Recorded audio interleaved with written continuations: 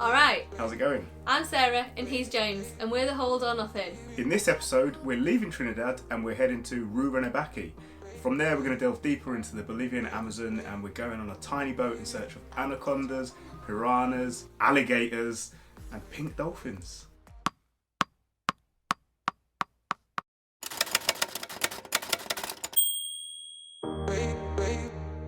So first up was an all-day drive from Trinidad to Rurrenabaque.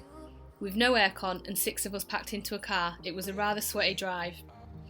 But it was interesting nonetheless, and we were able to get out and stretch our legs frequently. You see, when travelling around this part of Bolivia, you have to cross numerous big rivers on car ferries. We got lucky because there was a huge storm brewing that night, and the Colectivo taxis don't run during or after rain because the roads just turn to mud.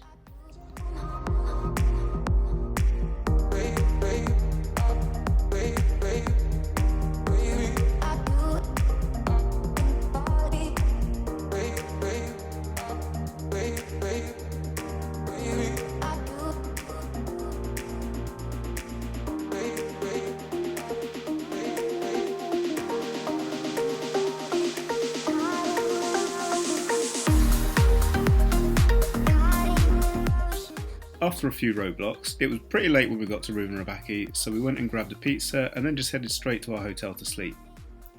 We had to be up early the next day to prepare for a tour we were taking into the Amazon.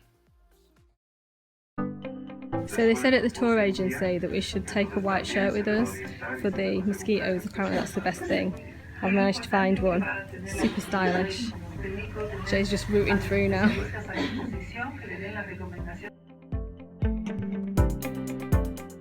I've been meaning to get a hat for a while. Normally I just wear one of my headbands, but I thought going into the Amazon jungle really should have one. So I've been shopping around for a while and found myself this lovely, stylish, fake Adidas one.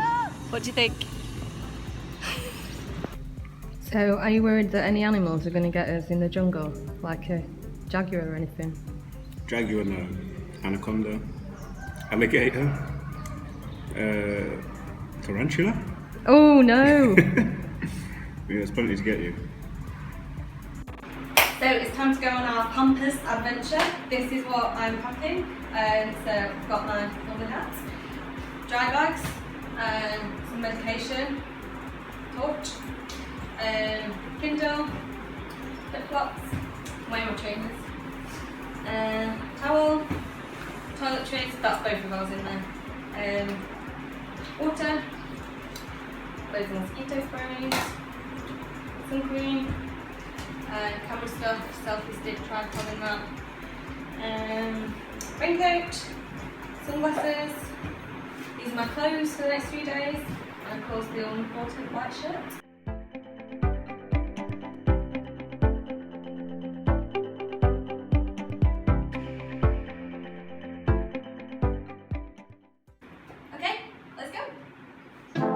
Nicknamed the Gateway to the Amazon, there are quite a few different tours that you can take from Rurrenabaque, or Rurre as this place is called for short.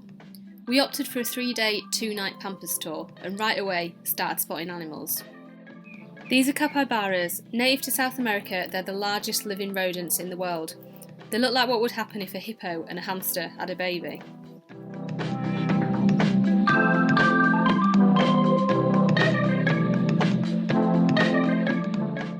After 3 hours in the Jeep, at this point it was time to make the rest of the journey to where we were staying by boat. With our guide slowing down to point out the various wildlife we saw along the way, we were loving every second of it.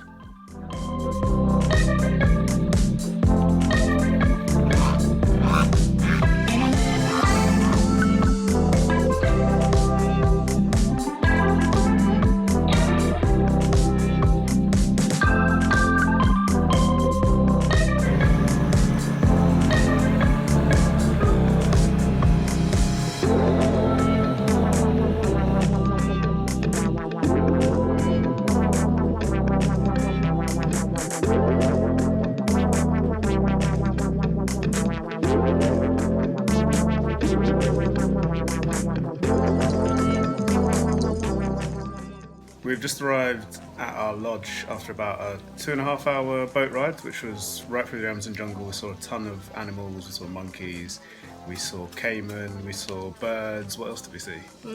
Turtles? Turtles, yeah, there was loads of stuff. Yeah. And we've just arrived at the lodge and it's absolutely beautiful. Let's show you around.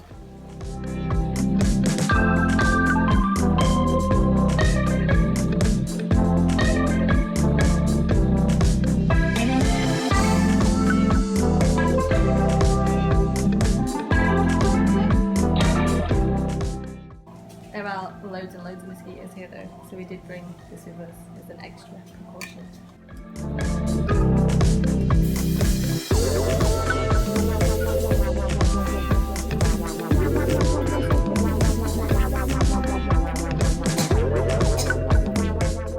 After settling in, it was time to head back out on the boat to catch the sunset.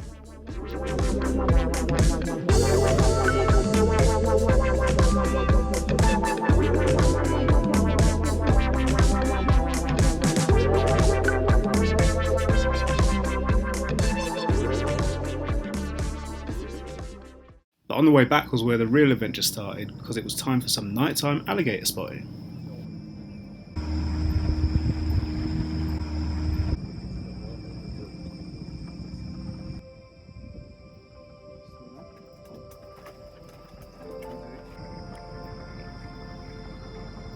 Like cats, alligators have a lining in the back of their eye that reflects light, so when we shone our torches you could just see them hanging around in the bushes around the edges of the water.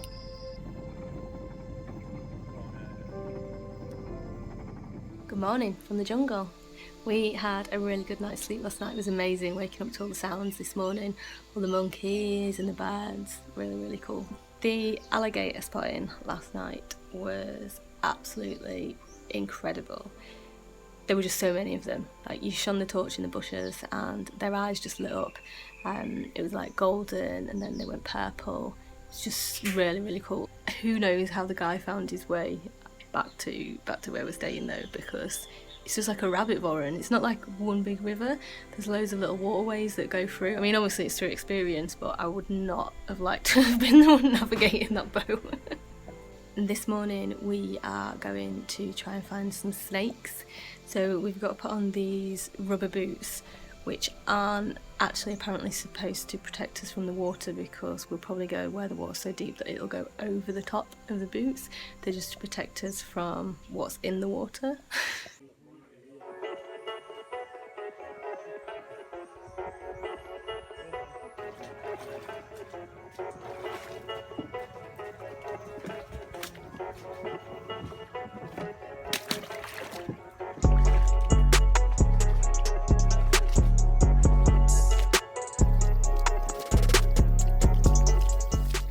Apparently if we see a black shiny one, that's going to be an anaconda, and if we see a black one with yellow spots, that's going to be a cobra.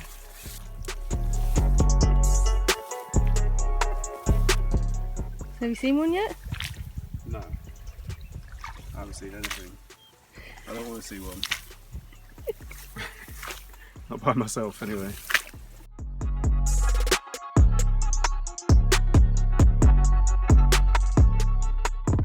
What happened? Something just hit my boot. Can you see anything? The bottom of it. Can't see anything though. But it just tapped it twice. So it must have been a snake. Might have been a snake. Caiman, frog, I don't know. These anacondas that we're looking for, by the way, can grow up to about 6 or 7 metres in length. Apparently the most common size to see is 1 to 4 metres. So we've been wading through this water now for maybe an hour and a half. We haven't seen anything yet, but it's really making me need a wee. I don't think this is the time or place to do one.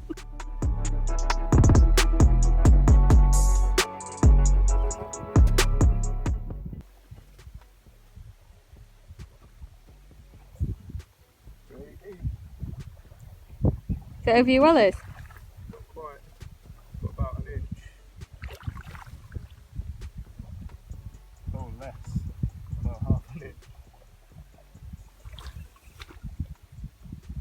That was close.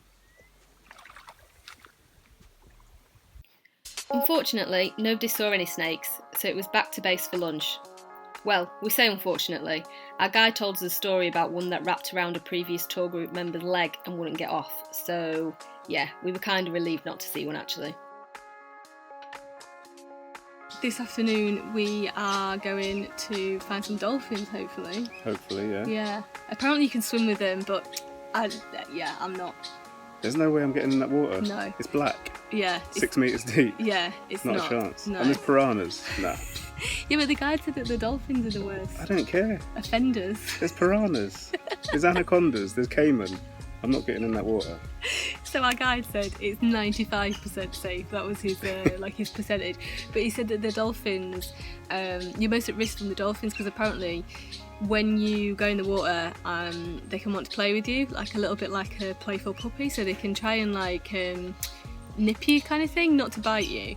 But apparently they like to do it to your fingers and your toes. So if they grab you and you pull away, obviously they've got some teeth, so it can shred your skin a little bit. Yeah. I don't want that to happen. Well, no. And there's caiman and piranhas. The piranhas nibble you anyway, he said, because apparently they only eat dead stuff, so they're not actually going to attack you. You know, like in the movies where they're swarms of them come and eat you alive. He said they only eat dead stuff, to our guide, but apparently what they do is they come over and take a little small nibble to see if you... See if you're alive. Yeah, to see if you're alive. If you don't move, then they'll carry on. I'm definitely not going in, man. No way. And then what about those fish? Yeah. I don't know if they go on you when you're in the water or whether you have to be actually weeing into the water. But you've probably heard there's some parasitic fish that can swim up your stream of pee and into your private parts. I don't know what they do when they're there, but it doesn't sound fun. It doesn't, and we saw them in that museum that we were in the other week, and they're not. They're not small. No, they're not small, they just look really nasty, don't they? Yeah. But for girls as well, apparently it can happen when you're on your period, and I am actually due on my period, so that's another reason that I don't want to be doing that. Because the piranhas come as well, you know. That's what the guide said. It is. Yeah. Attracted to blood. Let's see his tooth. Can't open it. This is a baby one as well. Look how they come out through its nose.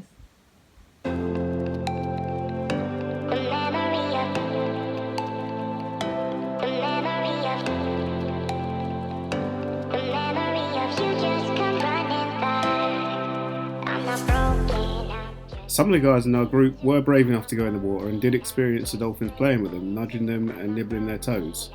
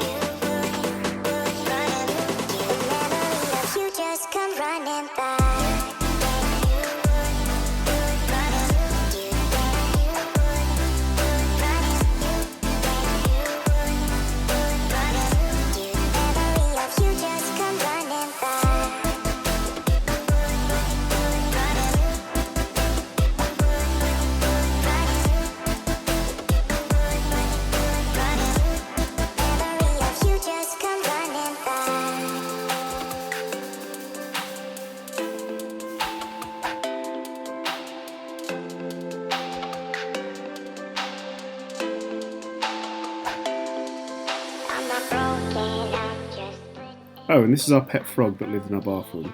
We called him Tony. How cute is he? We just woke up and it's pitch black. It's about 5:30. There's some bats in our room, just flying around. Hopefully they're not going to get stuck in the mosquito net or my hair. Before we'd finished breakfast, the heavens opened, and as you can see, the rain here is serious. We waited a while and passed our time by meeting Nelson, the one-eyed caiman who patrolled the area right outside of the lodge. But the downpour showed no signs of letting up, and so we set off on our next adventure regardless. It was time to try our hand at piranha fishing, in the rain.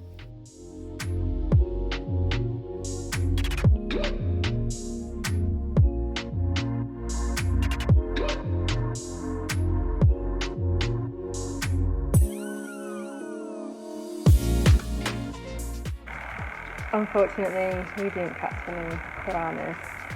Just mosquito bites, because apparently they can still bite you and fly around during the rain, including one on my face. So that's nice. So I only brought 3 t-shirts with me and 2 pairs of trousers, and we're absolutely soaking. Now we just got back from the fishing, and we've got to go back on the boat for 40 minutes before we get back into the cars to go back into town. However, James seems to have brought his whole wardrobe with him, so he's having a nice little change into dry clothes that he can afford to get wet again, because then he's got more dry clothes to change into. So after the guide had scooped the water out of our boat, we said goodbye to Nelson and hopped back on board to make the journey back to Rurrenabaque. It did finally stop raining, but the roads had already turned to mud, and we had to go off-road to move around large vehicles that had gotten completely stuck. No idea how we managed it while navigating through the mud, but on our way out, our driver also spotted a sloth.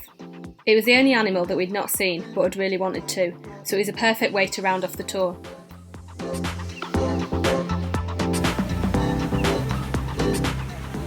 Back in Rurrenabaque and not leaving until the following afternoon, the next morning we decided to go on a hike up to a viewpoint. It's really easy, the woman in the tourist office said. There's steps all the way up, she said. Look at my face. It's not easy, and there are not steps all the way up. We didn't actually make it all the way to the top because it was just too hot. The views from where we got to were still pretty good though. With our time in Rurrenabaque up, it was time to head on to La Paz and then out of Bolivia. Most people opt to fly this journey because the road in this route is known for being quite treacherous, and as such it can take between 10 and 30 hours.